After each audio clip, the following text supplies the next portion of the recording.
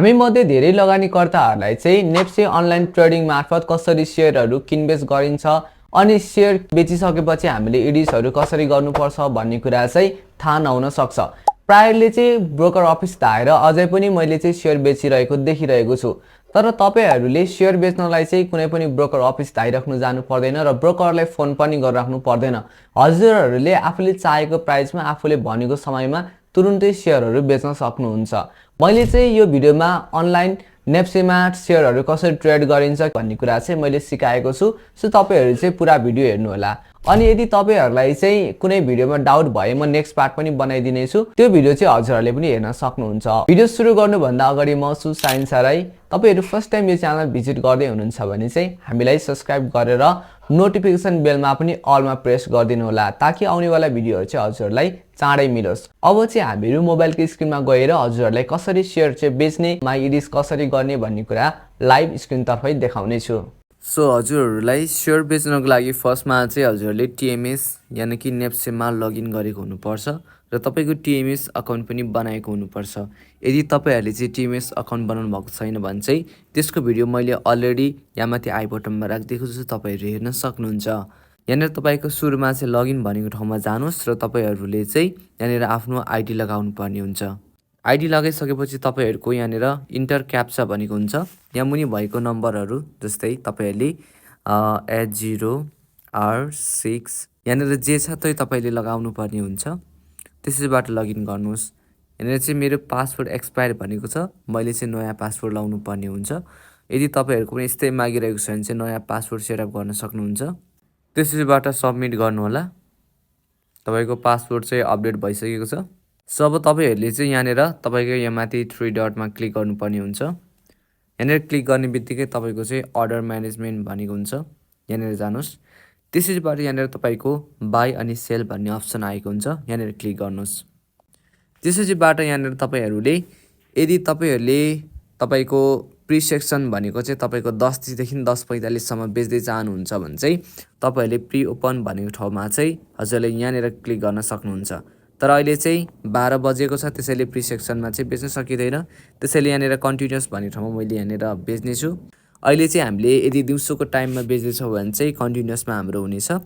यदि हजुरहरूले बेच्दै हुनुहुन्छ भने चाहिँ सेल भनेको ठाउँमा क्लिक गर्नुस्।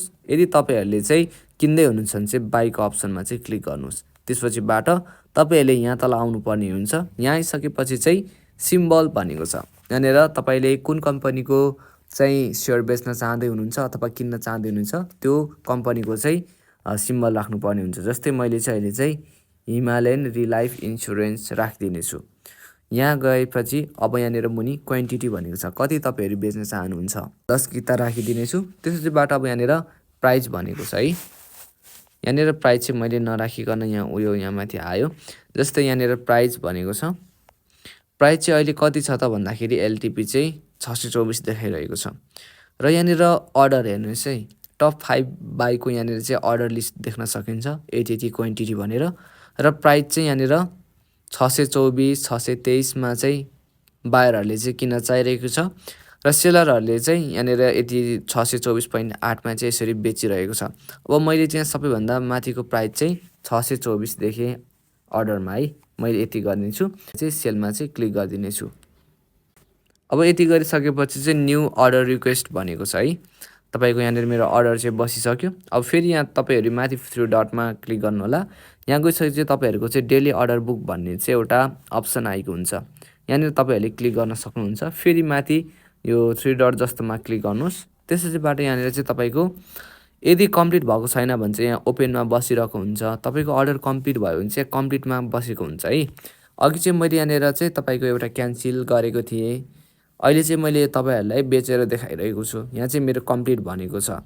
यो चाहिँ तपाईको 3 बजेसम्म यदि रिजेक्ट भयो भने क्यान्सल भनेर आउँछ। यदि तपाईको सेल भयो भने चाहिँ तपाईहरुको चाहिँ यहाँनिर कम्प्लिट भनेर आउँछ। अब यति गरिसकेपछि मात्रै तपाईको शेयर बेच्ने प्रक्रिया सकिएको छैन। अझै तपाईहरुले अरु यहाँनिर तपाईको इडिस भयो सबै गर्नुपर्ने हुन्छ। त्यसको लागि पनि म देखाउने छु। फर्स्टमा चाहिँ तपाईहरु मेरो शेयर एपमा आउनु होला। यहाँ आइसकेपछि तपाईहरुले चाहिँ मोर भन्ने अप्सनमा क्लिक गर्नु होला। त्यसैबाट चाहिँ यहाँनिर तपाईको माई पर्चेस सोर्स भनेको छ है। यहाँनिर तपाईहरुले यो देखाउँछ। अनि त्यसैबाट सर्च गरेर यसलाई हेर्नुस्। त्यसपछिबाट पेन्डिङ पर्चेस सोर्स भनेको चाहिँ यसलाई चाहिँ सेलेक्ट गरेर यसलाई चाहिँ प्रोसिड गर्न सक्नुहुन्छ। तपाईँले पर्चेस गरेको प्राइस चाहिँ 206 रहेको छ, यो टोटल देखाउँछ। यो चाहिँ सक्सेस भयो है। गरिसकेपछि चाहिँ तपाईँहरूले केही समय पर्खिनुहोस्। तपाईँको ढिलोमा 3 बजे 4 बजेसम्म चाहिँ तपाईँको माई इडिस भनेर सेयर ट्रान्सफर भनेर चाहिँ आएको हुन्छ। तपाईँहरूले चाहिँ गरिसक्नुपर्ने हुन्छ। त्यो पनि म तपाईँहरूलाई देखाउने छु।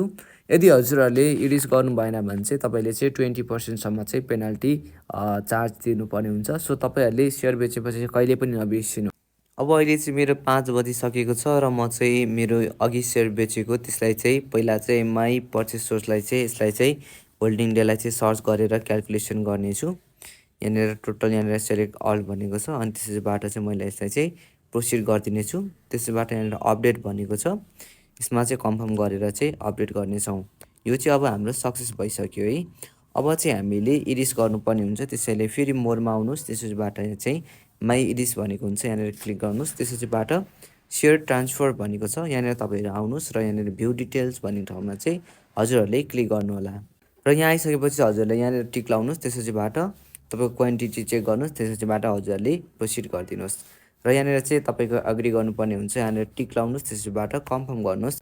एकचोटि सबै पढ्नु होला, त्यसपछिबाट चाहिँ तपाईँहरूले कन्फर्म गर्न सक्नुहुन्छ।